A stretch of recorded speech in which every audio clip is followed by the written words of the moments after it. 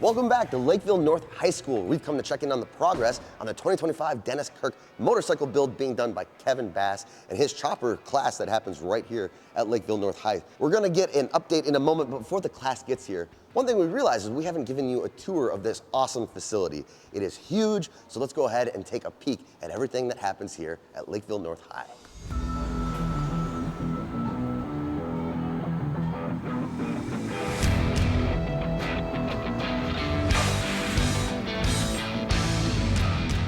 This place is massive. The room we're standing in currently has a lift for giant trucks to get a lot of mechanical work done in this specific area, but there's also some sand blasting equipment of all sizes. Over here we have the main classroom where the kids come in, they'll learn about what the day's coursework is going to be before they come out into the greater shop.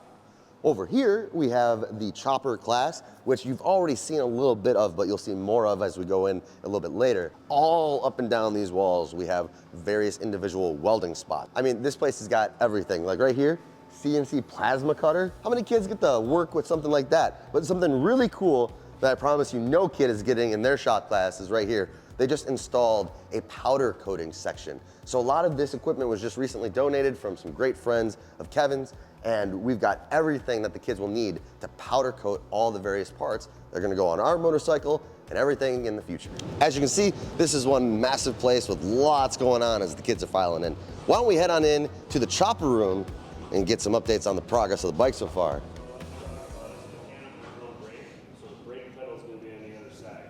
Teach. Hit the brake. Hey, how's it going? Good, man. How you doing? Good. Good to see you. You got the kids working pretty hard, eh? Yeah, they're making good progress. You know, I mean, for only 50 minutes a day, you know, they're getting a lot done. It's not crazy. bad at all. This thing has come really far, and we can already see a lot of progress made on the things we talked about last time, whether it's getting the engine bolted in, transmission bolted in. Yep. We've got some progress being made on the gas tank, it looks like. Yeah. Bars in. What else we got going on? They got the front axle spacers done, so that front wheel is finally good to go. The top crown nut on the top tree needed to be modified a little bit to fit the bars down nice and snug and tight, so that's good to go. Now what we're going to be looking at doing is we're going to get our mechanical brake assembly bolted on. Obviously that's because it's a mechanical style, there's no juice to it, no hydraulic fluid. You step on the pedal this side, the pedal will pull on this crossover, that's going to rotate, which will pull a lever on this side, which then again pulls the brake cam arm there. So it's kind of like a Rube Goldberg machine, you know. You step on one side and something happens on the other, you know, and you use the mechanical advantage. But once we get the brake stuff on, then we can get our primary cover. Right now, the students are working on looking at doing a custom inner primary cover that we'll make ourselves.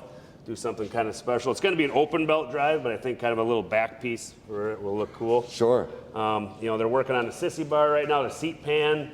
And you know, we got about 30 things on the hit list. You know, they're writing on the board every day, figuring out what's what, and you know, we're just plugging along. So I'm excited. You know, like we have a lot to do, and we've come a long way, but we got a long way to go. But I know we're gonna pull through and get it done in time. Now that's an interesting point you touch on. Is like there's a lot going on all at once. All of these students working at the same time on this bike in a 50-minute period. How do you manage the chaos in one day to make sure things get done and everyone gets that attention? You know, when we start the class, we got kind of a hit list. We look at it, what needs to get done. The students are kind of figuring out where they want to be on the project and say, well, I want to help with this, I want to help with that. So it makes it easy. You know, it's good. They kind of find that their strong points and want to help work on it. And, you know, my goal with this class is, you know, I don't want them just to put together a puzzle and, you know, plink it in. I want them to design the puzzle pieces and create things and make stuff. So, you know, obviously we're using a lot of the stuff Dennis Kirk sells, and some of it, you know, it's a bolt in, ready to go as it comes.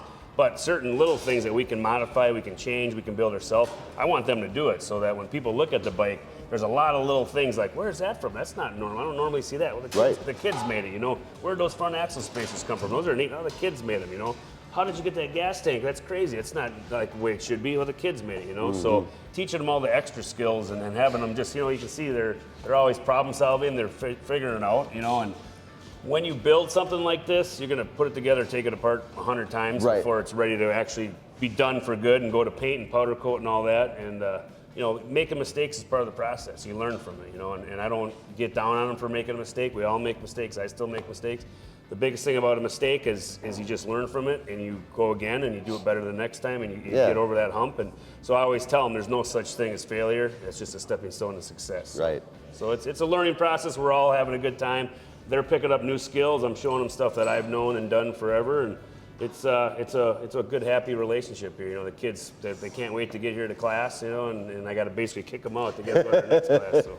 Well, speaking of that, like we said, we only have 50 minutes, so your time is valuable. We want to let you get back to teaching. Sure. But is there anything we should be on the lookout for the next time we visit that is possibly going to be done? You should see the seat pan on. You'll probably see at least part of the sissy bar done, and that'll be good. The gas tank, hopefully, we'll have the bottom welded in and bolted on again. And at that point, then it's, you know, that's where things really we start to really look at what can we make to kind of set this thing off and do some cool little tidbits. But yeah, so the biggest thing you'll notice is there'll be something to sit on. Tank should be on. We'll probably have some grips on it and a throttle figured out by then. A headlight, we got to get a headlight yet, and then they'll make a custom headlight mount to go with that.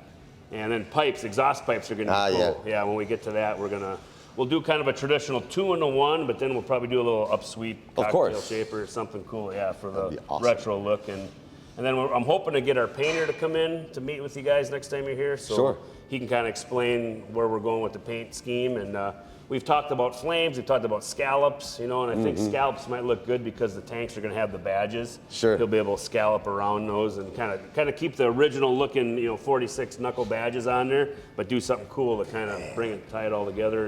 And obviously we have the same colors, Dennis Kirk and Lakeville North, black and red, and grays and white, so we're going to incorporate that color scheme, so it'll be kind of a partnership for both of us to promote our brand. So excited to be here doing it with the kids. It makes my job fun, you know. It's, you know, when you see kids this passionate and excited to come to your class, you know, it makes you feel good. I bet.